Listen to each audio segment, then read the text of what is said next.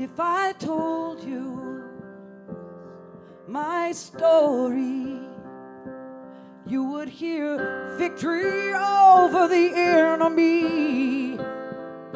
And if I told you my story, you would hear freedom that was won for me. And if I told you my story, you would hear life overcome the grave. Oh, but if I should speak, then let it be of the grace that is greater than all of my sins, of the time justice is served and where mercy wins, and of the kindness of Jesus that pulls me in. Oh, to tell you my story is to tell of him. This is my story.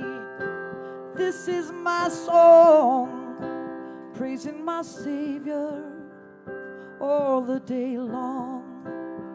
And over the grace that is greater than all of my sins, of when justice was served and where mercy wins, and of the kindness of Jesus that pulls me in. Oh, to tell you my story is to tell of him. This is my story.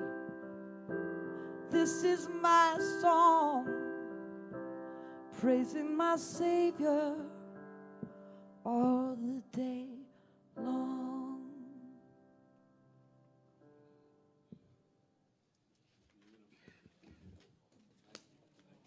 All right.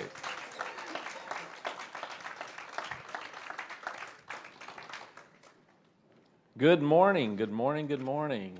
It's great to see you this morning. Thank you for being with us. And we've been working with and exploring a very powerful understanding and work called two things, really, called the 12 Powers of Man, which includes humankind, all of us, men and women. We were still trying to update our language, but we haven't come up with a good word that really includes humankind, other than, I think humankind's actually a good one, now that I think about it. So the 12 Powers was written by Charles Fillmore, and Charles Fillmore had a very powerful understanding of the divine nature of the Christ. And the Christ, as we know and teach in unity, is not just the man Jesus, but it is the power and the presence of the divine, not only within Jesus, but it is within each and every one of us. We are created in the image and after the likeness of the divine, it says in Scripture. And so many times we are reminded that there is a presence, there's only one presence and one power in the universe. It's one of our affirmations that we hold to in unity. And that presence and power is in the very essence of our nature. That we are created in the image and after the likeness of that divine creative process that is always active and at work. And so we've been working with an understanding of how these different qualities of the divine show up in humankind. And they show up in, Charles Fillmore understood them to be 12 primary energies or vibrations, you might say. There are 12 divine ideas that we talk about in unity. And divine ideas are ideas and understandings and awarenesses that exist beyond our recognition of them, beyond our experience of them, but they're always available to us and a part of us. And part of our unfolding as spiritual beings is allowing these divine qualities to unfold from within us. And I've been working with a wonderful, powerful work that really explains and describes a lot of these 12 divine qualities in a way that really speaks to me in a number of ways. It's written by our neighbor at Unity in San Antonio, Linda Martello-Whitsitt, and the name of the book is Divine Audacity. I just love the term. I just love the name of it, Divine Audacity. It's really having the audacity to allow that divine spirit to express through us as the light of the world. Jesus said, you are the light of the world. And part of our unfolding is allowing that light to shine. And the light actually has different qualities and characteristics. If you think about a beautiful, brilliant white light, it's actually made up of numerous different colors of light that come together that form the wonderful, bright light of Spirit. And so when we look at light, it actually has different vibrations and different energies and different qualities. And they're all unique and they're all special and they're all important. And so as we're exploring these, we've explored the several different qualities. One is the energy and the quality of faith. We also worked with and talked about the idea, the understanding of will, which is our ability to choose. We talked about the energy of understanding, having an awareness and understanding of things beyond the physical, perhaps. We've talked about and explored the ideas and the energies of zeal and enthusiasm and passion. And those are all spiritual qualities that each and every one of us has in different degrees, and we're expressing them in different degrees, and we're expressing them in different combinations. And so this week, we're going to be talking about the light of power. Power in and of itself is a divine power. Power in and of itself is what really helps to motivate and move and express all of the other divine qualities. That there is a power that exists within you that is probably perhaps beyond your own understanding and awareness of that power. I came across a wonderful story about one day a large lion decided to make sure that all the other animals in the kingdom knew that he was the master of the jungle, that he was the king. And so he went to the gazelle and he roared, "Who is the king of the jungle?" And the gazelle kind of trembled and said, you are mighty, you're the mighty lion. And he went next to the zebra and roared, "Who is the king of the jungle?" And startled, the zebra said, "Well, of course you are, sir, you're the mighty lion." And then he went to a monkey and said, "Who is the king of the jungle?" And startled, the monkey says, "Well, of course you are, mighty king." And finally he went to an elephant and said, "Who is the king of the jungle?" And the elephant grabbed him with his trunk and slammed him up against a wall, threw him down on the ground, stomped on him, wedged him up against a boulder. And the lion said, "Well, just because you don't know the answer, you don't have to get mad about it." Power is an interesting thing, an interesting word. To me, it's an interesting time to really explore and really reflect on what power really is and what power truly means.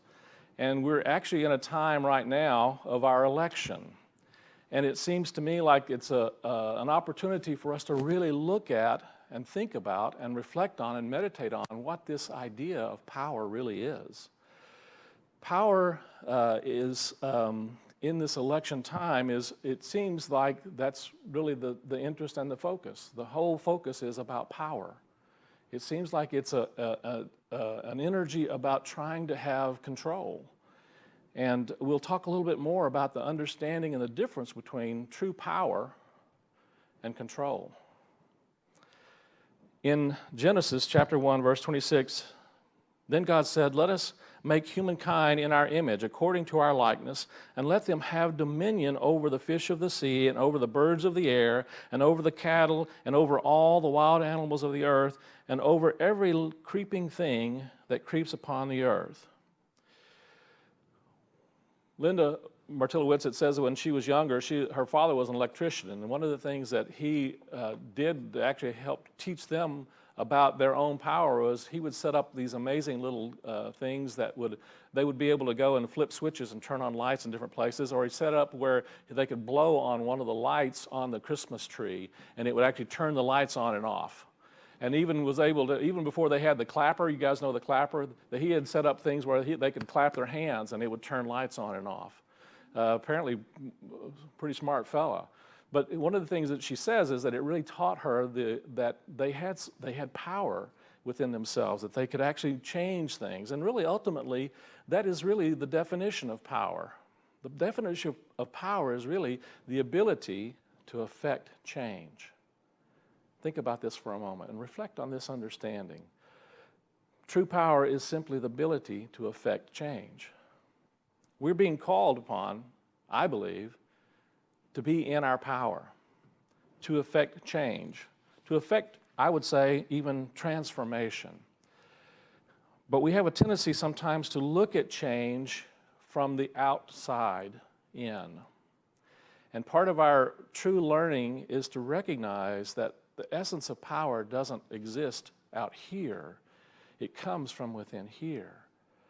And the more we tune ourselves back into that true essence of our power, then what we find is that we have the ability to affect change in here first and then out there. Charles Fillmore says 100 years ago, he said, he captured the trouble that so many are having in succeeding in life today. He said, today men strive to acquire power through money, legislation, and man-made government, and falling short because they have not mastered themselves. Think about it. I would suggest that that's really very evident in much of what we are seeing and experiencing in our world today. Not only a struggle for power out here, but in the midst of that, a lack of self-mastery. A familiar affirmation in unity is there's only one power in the universe, God, the good. Emily Cady says, God is not a being that expresses power, but God is power itself. And we are the divine power expressing powerfully. We express our power ability in the following ways. One of the first ways that she talks about in Divine Audacity is that we express our power through our ability to concentrate. Concentration. Well, you know, there are different grades of shades of gray in the energy of concentration, wouldn't you agree? There are times when my concentration is very, very clear, and there are times when my concentration is, I kind of feel like, how many of you saw the movie Finding Nemo? I kind of feel like Dory, and she's, oh, pretty. I find myself sometimes really being distracted by a lot of what goes on out here in life, being distracted by what goes on out in the world. And part of our power is the ability to turn off many of the distractions, to set them aside, to put aside those things out here that draw our awareness and our attention away from our center, away from our essence, away from who and what we are. We become distracted. Eckhart Tolle talks about this, is that one of the ways that we really are challenging ourselves is that we have a tendency to identify ourself, our power, with all of the things out here in the world. And all of the things out here in the world also includes our physical bodies. It includes the roles that we play. We become identified and think that we are these bodies.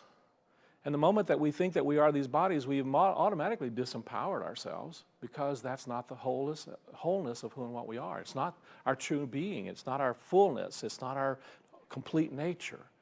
It's an aspect of our nature, but the body is only an aspect of our nature. It's not the wholeness of our nature. And it's not the source of our nature. It's actually an expression, in many ways, of who and what we truly are, or who and what we believe that we are, you might say.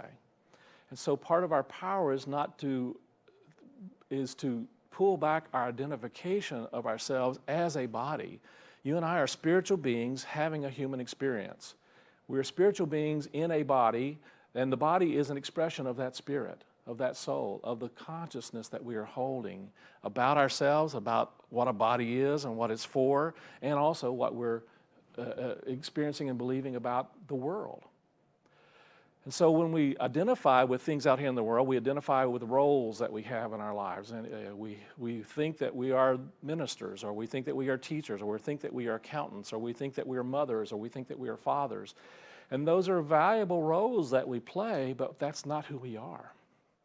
And sometimes when we find ourselves, those roles being challenged, those roles being challenged perhaps by a loss of that role in some way, that we're somehow no longer a teacher, or we're no longer a minister, or we're no longer a mother, or we're no longer a father, or we're no longer a husband or a wife. We've given power to the role, haven't we? But the role is not who we are. And part of our empowerment is taking back an understanding of the essence of who and what we are, and that it exists beyond any role that we play here in the world. The role that we play in the world is a valuable vehicle, but it's not our true essence. It's not who and what we truly are. So concentration is about bringing back our awareness to the truth of who and what we are. I'm thinking about this idea of concentration. Tiger Woods, regardless of some of the challenges that he's had off of the golf course, is one of the greatest golfers that's ever lived, isn't he? You can't really take away from that, but you can recognize that in his understanding and his playing of this game of golf, concentration is at the heart of it. And one of the things that his coaches and different people talked about is that he even said, I saw in an interview with him, he says when he's up to putt, or he's up to drive, or he's up to swing at the ball, whatever term the golfers use. I'm not a golfer, as you can tell. One of the things that he does is that he is totally concentrating on that. But he's not concentrating on the different moves that he's going to make. He's not concentrating on how he's going to hit the ball. He's simply concentrating on that. And one of the things he says that he sometimes doesn't even remember hitting the ball, because his focus is totally on where he is seeing and wanting the ball to go. He's totally focused on having it be where he wants it to be. He's totally focused on his whole imaging and thinking and focus is not about the action in itself. He's actually present in it, but in the moment, he's actually seeing it already there. It's a powerful understanding about concentration, and he's a powerful example, and he's absolutely blown the golfing world away by his ability to do that. Now, he certainly has times when he loses concentration, don't we all? But he's also has a focus that I think what he said was he gets himself out of the way. He says he doesn't even remember some of the swings that he takes. I think that's pretty profound, actually. And getting ourselves out of the way is an act of concentration, because getting ourselves out of the way is really letting our little ego mind run its little game, whatever it is. You know, the monkey mind, you know, that one that's always going. It's just allowing it to do whatever it does, but not listening to it, and not paying attention to it, and not letting it run the show. And it's a practice, isn't it? And it's part of our work is to develop an awareness of our divine nature, that I am within us, in such a way that we're not just allowing the monkey mind to run the show. You guys know about lasers. A laser can be described as a medium of excited molecules and mirrors at each end. Some of the excited molecules naturally decay into a less excited state. In the decay process, they release a photon, a particle of light. And it is here that the unique process of the laser begins. The photon moves along and tickles another molecule, inviting another photon to join him on this journey. And these two photons tickle two or more molecules and invite two or more photons to join the parade. And soon, there's a large army of photons marching in step with each other in the same direction. It's the unit that gives the laser its power. It's the unity, I should say, that gives the laser its power. It's a coming together of an awareness of moving in the same direction together and allowing that energy to move in such a way. This is the difference between a spotlight and a laser, basically. A spotlight has a lot of the lights going in the same direction, but it's not all aligned in such a way that it is that kind of focus. Concentration is the opposite of multitasking, believe it or not. Multitasking actually has been shown to be a false way of really being effective. It really doesn't work. The truth of the matter is you can't multitask. It's not possible. And research has shown that over and over again that it's not possible to multitask. You are able to focus on one thing at a time. our consciousness can truly only focus on one thing at a time. So let me ask you something. Where's your car right now?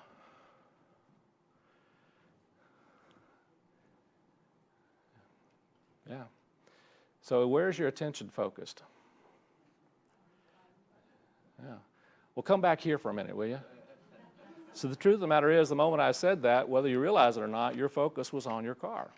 It may have been your car or the car you came in or a car or something, but it wasn't really right here present right now, was it? It moved off to somewhere else. So we have the ability to focus, but we only can really truly focus on one thing in one instant at a time. And part of concentration is really being in that moment, being present in the moment, and learning to tune our laser of our mind to allow our thoughts to be in alignment with the essence of who and what we are, and be moving in the direction that moves us toward a greater experience and expression of that nature. One of the things that I came across is in a book called Incognito, The Secret Lives of the Brain. And it stresses that the concentration is a tricky thing because hyperfocus on our actions actually diminishes our capability to achieve. Let me say that again. Hyperfocus on our actions actually diminishes our ability to achieve. For example, I discovered years ago, how many of you learned to type? Have you learned to type? I discovered some years ago that the more I thought about the keys and the letters that I had to type, the slower I got when I learned to type. Was that true? Yeah. So basically, really your hyper-focus on the individual actions actually will slow you down and diminish your effectiveness.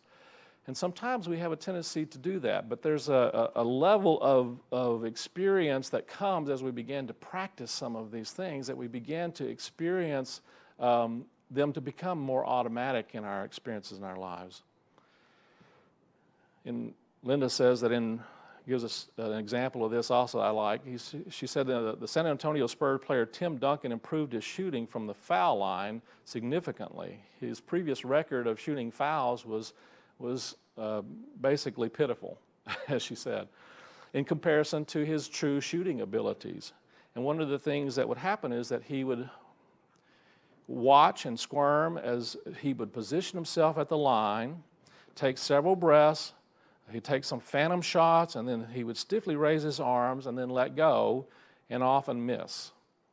And what is pointed out is that he was hyper-focusing on each of these actions. He wasn't really focusing on the end result or what his desire was.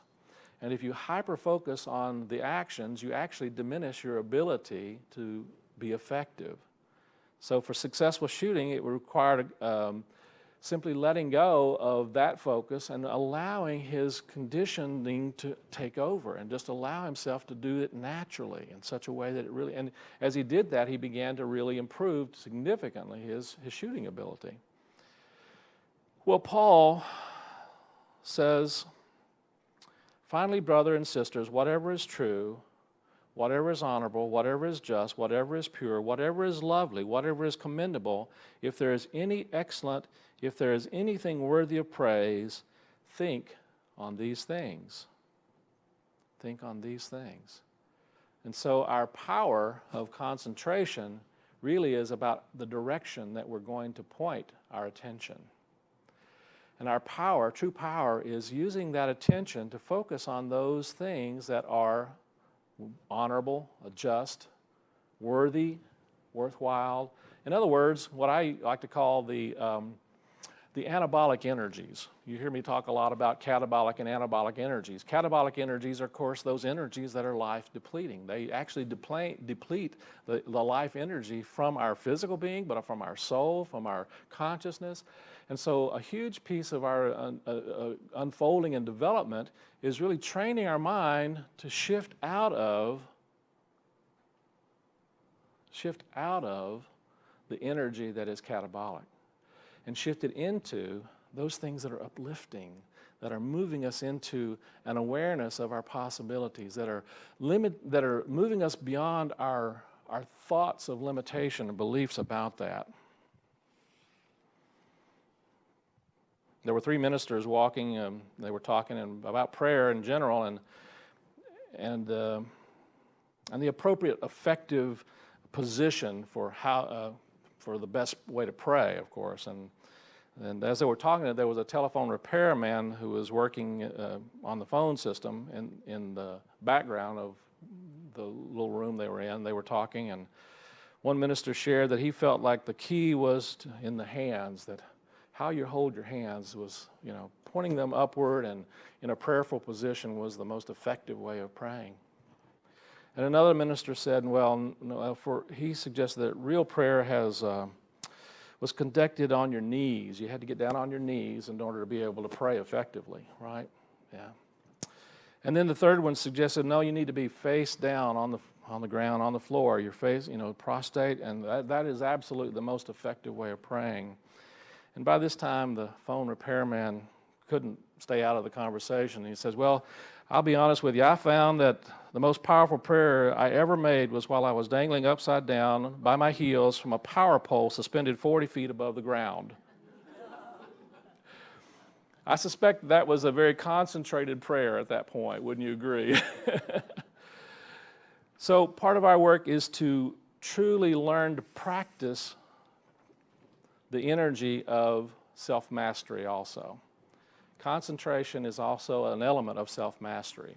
Self-mastery is really taught in almost every religion in the world.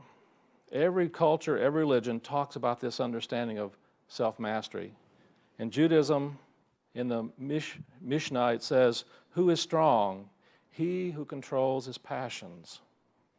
The strong man, in Islam, says, the strong man is not the good wrestler. The strong man is only he who controls himself when he is angry. In the Tao Te Ching, it says, "He who conquers others has physical strength. He who conquers himself is strong." And then in the Buddhism, in the Dhammapada, though one should conquer 1,000,000 men on the battlefield, yet he indeed is the noblest victor who has conquered himself. And there's numerous wonderful quotes from Sikhism, from Hinduism, and from Christianity. For God did not give us a spirit of cowardice, but rather a spirit of power and of love and of self-discipline. Note that the words strong and strength are used in these quotations. However, the words strength and power are often synonymous in many of them. But Charles Fillmore had a little different understanding of power and strength, and we'll get into that more as we talk about strength. But power in itself is self-mastery. It's our capacity to guide our thoughts, our words, our actions in alignment and integrity with the infinite self, instead of reacting from our human, egoic, impulsive self. We seek to understand the beliefs and attitudes underlying our impulses and emotions so that we can correct any of our misguided beliefs and change our attitudes. And knowing our emotions will settle those as we do so, as we begin to really truly pay attention to what's going on inside of us and really learn to not control, but to release those things that seem to be running the show. Self-mastery is claiming our wholeness and our self-determination.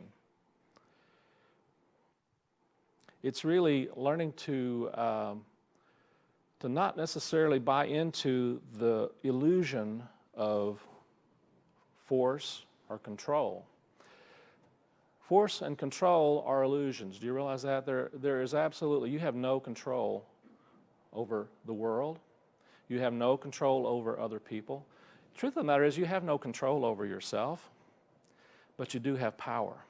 And there's a really wonderful difference between understanding of control and power. See, reality is that control is coming from a place of not feeling power. Let me say that again because I think it's important.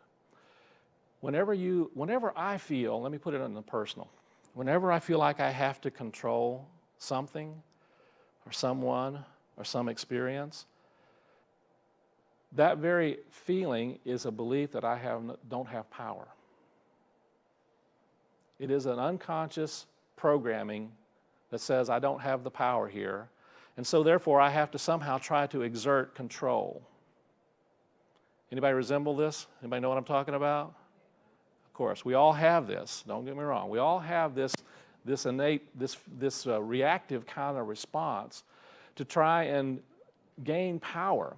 But the reality is the desire to control is really a fear of not having power.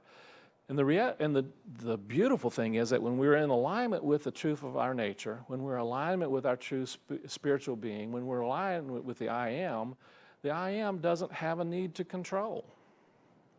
Do you realize that? It's only the ego consciousness that has a need to control. Because the I am knows the power it has and knows the ability to affect change and knows that there is something deeper and more significant than the fear that is behind the desire or the need for control. So self-mastery is really tuning into an understanding of our unique divine nature and allowing the highest truth within us to come forth, both in our words and in our actions, what we say and how we are actually in our life and our world. And a part of that is learning the power of yes and no. Jesus said, let your words be yea, yea, and nay, nay. A part of self-mastery is also learning to set boundaries, learning to say no in circumstances and situations where we're giving our power away to others, where we're giving our power away. Sometimes we give our power away. One of the most common ways that we give our power away is that we blame. The moment that we blame, we have given our power away. The moment I point at you, you know that saying, when if I point at you, there's three pointing back at me. And so true power is accepting responsibility for whatever is happening and going on in our circumstances and situations in our lives. And the immediate effect of blaming someone is saying, I don't have any power here. It's true, isn't it? I know that circumstance or situation that you're thinking about right now, and you may feel that you have no power. But I'm going to suggest to you that's an illusion, because the power you have is not necessarily what's going on out here, but what's going on in here. And by changing what goes on in here, you actually are affecting what's going on out here. Some years ago, a man was approached by the foreman of a logging crew and asked for a job. And the foreman said, well, that depends. He says, let's see you fell a tree. And so the young man went over and stepped forward and skillfully took down a tree, impressed the foreman and said, okay, you're starting Monday. So Monday came along, and then Tuesday and Wednesday and Thursday was rolling along, and then the foreman came up to him afterwards and says, well, you can pick up your paycheck on the way out. The young man was a little startled. He said, well, I thought payday was on Friday. He says, well, yeah, it is, but you know, you can pick your check up on the way out today, because we're going to let you go, because you're just not keeping up with the rest of the crew. You're really behind. He said, well, how can you say that? I've been working, I'm the first one here, I'm the last one to leave. I've been working so hard. I've taken down so many trees, I can't believe. How can that be? And I'm a hard worker. And the young man said, the foreman kind of listened for a moment, and he really thought the boy was really trying to show that he really was making a difference, and he really was. But so the question that the foreman asked was, well, have you sharpened your axe? Well, I've been too busy to sharpen my axe. I've been working so hard, I haven't had time to sharpen my axe. Well, the truth is, you and I sometimes don't take the time to sharpen our axe, do we? We put a lot of time and energy, a lot of force, you might say, into cutting down the forest in front of us, into clearing out those things that get in the way. We use a lot of our force to try and make changes in our world. But the most significant thing we can do is to sharpen our axe. Now, sharpening our axe is a metaphor for really tuning our inner state, for tuning our state of being, to tuning into the essence of our true power. You see, cutting down a tree, it does take force sometimes, but if you only use force to cut down a tree, you might as well be hitting it with a baseball bat. If you're trying to use force to change your problems, you might as well be trying to hit it with a baseball bat. It's not going to bring the tree down. It'll shake you up a little bit. But our work really is to sharpen our tools. And our best tool, our most powerful tool we have to affect change in our lives and in the lives of those around us and in the world is to truly tune into our own power and to sharpen the essence of our thinking and focus it in such a way that we are moving our power back into an understanding of where it comes from and how it can come through us in ways that we had not perhaps considered before. Jesus said, whatever you bind on earth will be bound in heaven, and whatever you loose on earth will be loosed in heaven. And Linda points out that she sees two different ways of understanding this. One is a way is interpreting the master teachings of that the earth as the microcosm and heaven as the macrocosm. Quantum physics is proving a holographic nature of our lives, that all things are connected and that we are, meaning that all parts are contained in each part. There's a part of everything in us, and everything in us is a part of everything else. And so we can really look at this from that perspective, that when we make changes in here, we are affecting not only what goes on in here, but we're affecting everything else in our lives and our world. And another way of interpreting it has to do with the idea of the body and circumstances, meaning earth, and heaven being our state of consciousness. That we can begin to change things not only by changing our consciousness, but interestingly enough, we can change our consciousness by changing things that we do out here as well. So I've got a little exercise for you. If you will, I'd like to invite all of you to stand. Would you be willing to do that? I came across this, this was in our class this last week on absolute abundance. And there's a wonderful TED Talk out there by Amy Cuddy. How many are familiar with Amy Cuddy's work? Well, Amy Cuddy has done some research, and one of the things that she's discovered is that our bodies not only reflect what goes on inside of us, but if we change how we are using our bodies, we actually change what goes on inside of us as well. So what I'm going to invite you to do is I want you to raise your hands up like this and just hold it for a moment. And one of the things that has been determined through her research is this actually increases your energy of assurance, of power, of well-being. Now put your hands like this. Here we are, Wonder Woman and Superman. Actually holding these poses will actually change your brain chemistry. It reduces cortisol and it increases your and I can't remember what is it? Yeah, it actually increases testosterone, which is actually your power energy, which is your power chemical. So if you hold this for 2 minutes and do this before you get up and talk, or before you're going into an interview, or before you're going into something that you think may be challenging for you in some way, holding these energies and those poses actually changes your brain chemistry.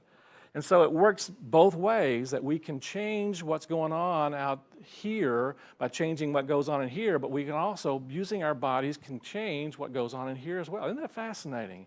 So actually, this part of your homework this week is holding this position and holding this pose before you're actually in a situation that you feel like may be stressful, and it'll actually help reduce the fear.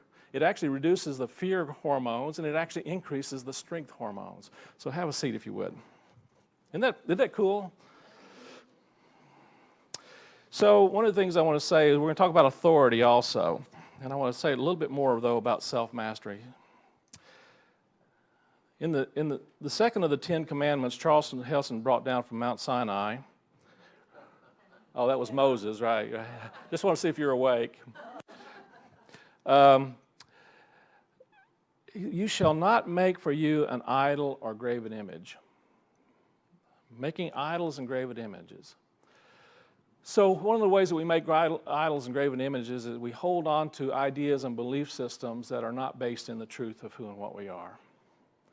We hold on to ideas and thoughts that do not serve us anymore.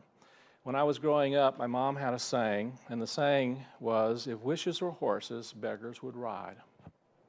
Anybody ever heard that one? If wishes were horses, beggars would ride. Well, you know, I asked my mom what that meant one day, and she said, I have no idea. And I still have no idea, but you know the message that I got from that? The message that I got from that was, don't wish for anything because you'll be disappointed. Don't wish for anything because you'll be disappointed. And I have seen how that belief system has played out in my life earlier on in my life until I came into Unity, in all honesty.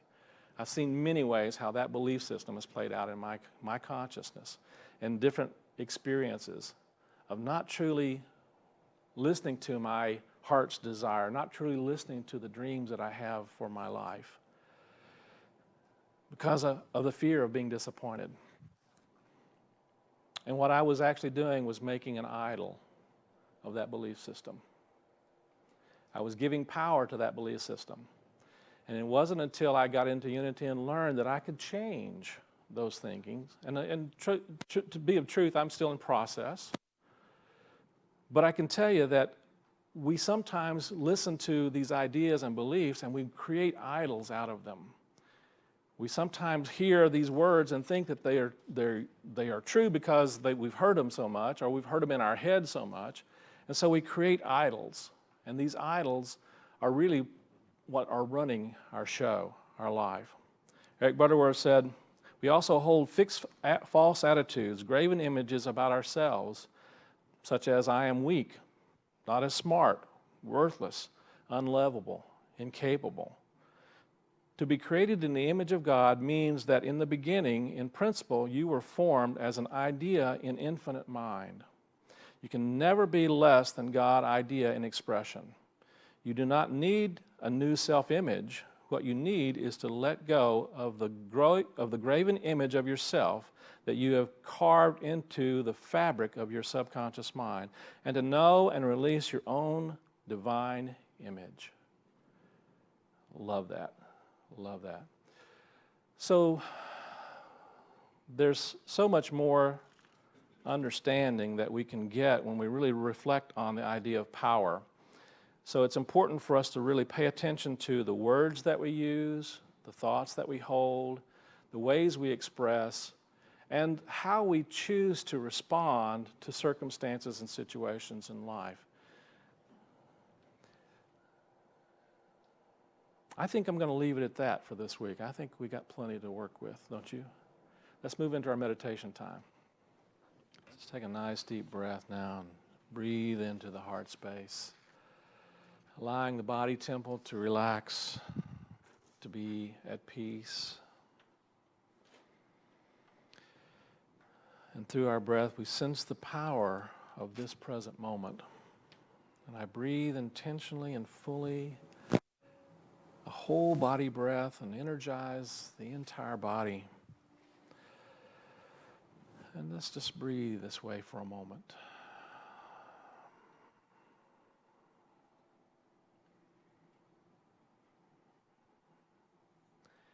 And breathe this way until you sense a concentration of spiritual power in the throat as the breath flows through. And as that breath flows through, know that the power of Spirit is also flowing through.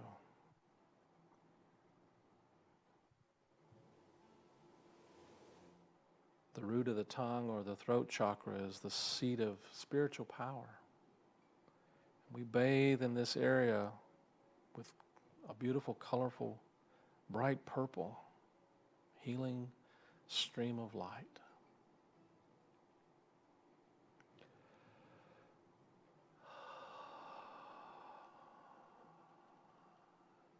And from this place we know this truth.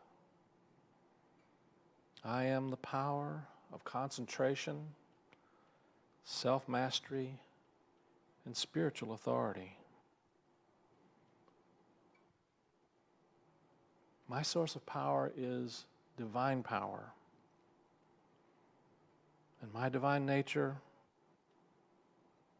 and in my divine nature, I cannot be powerless over illness, over world circumstances.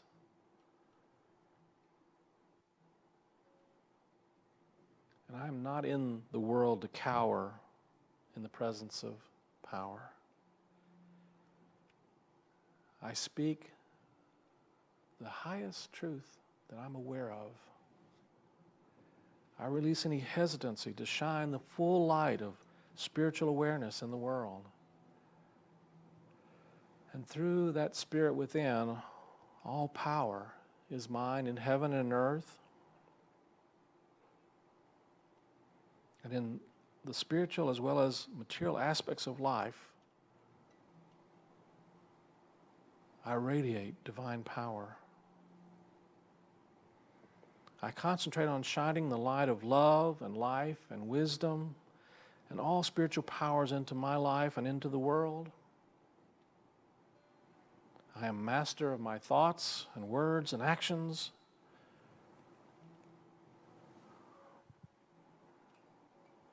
I master myself, respect myself, and hold myself in love and in accountability. And my spiritual power, I am a presence whose presence other people awaken to and awaken to the divinity within their own identity.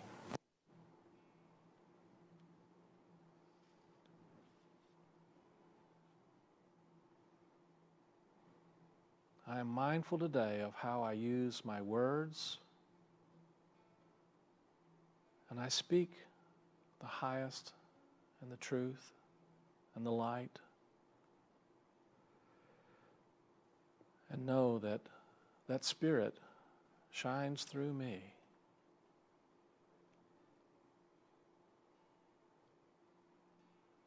And so it is. Take a deep breath now and let your heart be filled with that energy, that truth, that power, that there's something always at work to shine, to empower, and to bless. Take another nice deep breath. And when you're ready, gently open your eyes. Be present here and now.